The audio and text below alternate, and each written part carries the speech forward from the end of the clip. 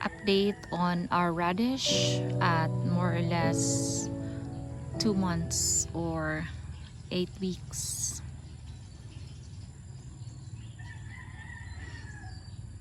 So all of the seeds that we have sown have grown. So they were sown at the same time and they're all growing well. Except for this cute little one. Hello baby, what's happening to you? It's kinda lagging behind the other ones.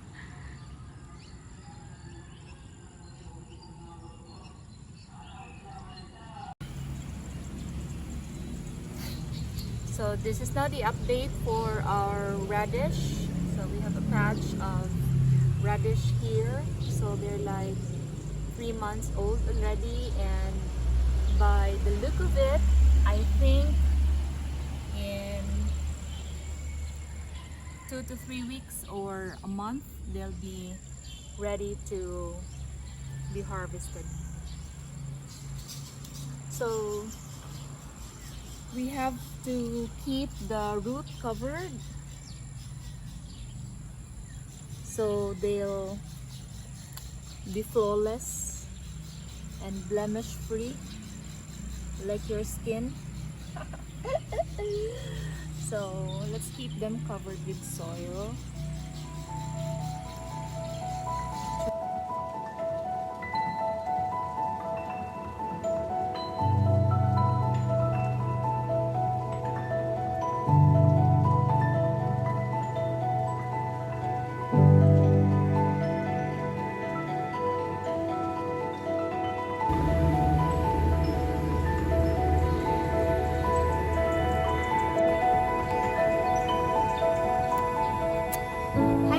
So it's harvest time for our radish today.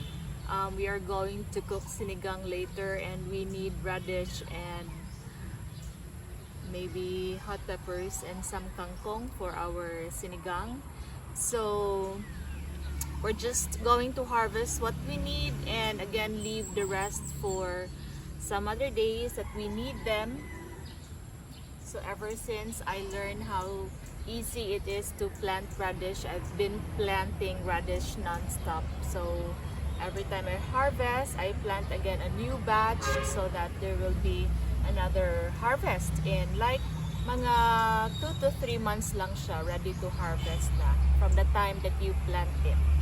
So I think we have mga 4 of them ready to harvest and ready for our sinigang, and maybe be a salad as well.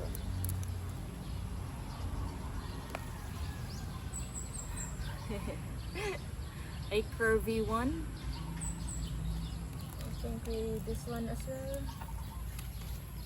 A small one.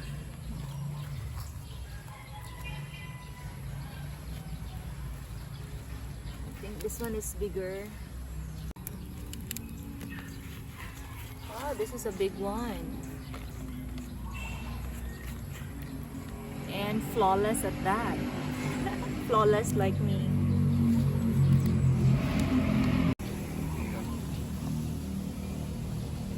Cute sa akong okra. So we just need 2 pieces for our sinigang. So this will do. Cute kaayo.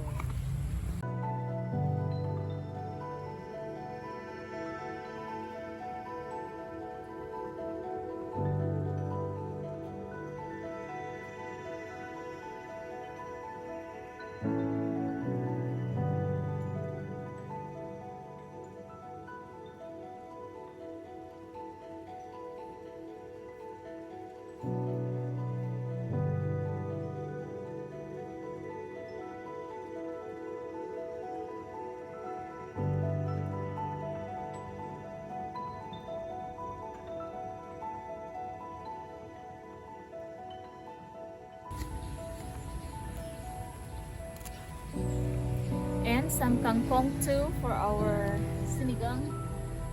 So we have radish and kangkong and hot peppers and okra. Kompleto na siya.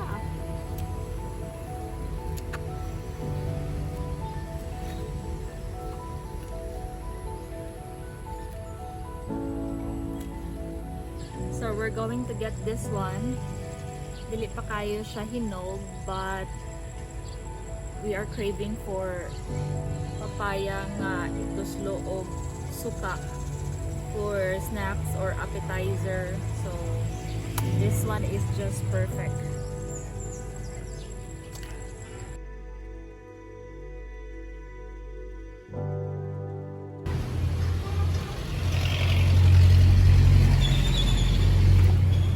Our harvest for today.